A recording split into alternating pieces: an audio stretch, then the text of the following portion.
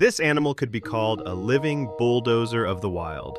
Subscribe if you want to get smarter. This animal is the elephant.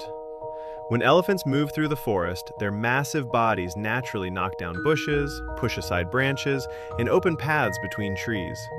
Over time, the trails elephants create turn into natural highways in the forest. Many other animals start using them, from deer, wild boars, and tigers, to smaller animals that can move much more easily along these open paths. Some of these paths can even last for years and continue to be used by many different species. They're actually the road architects of the wild.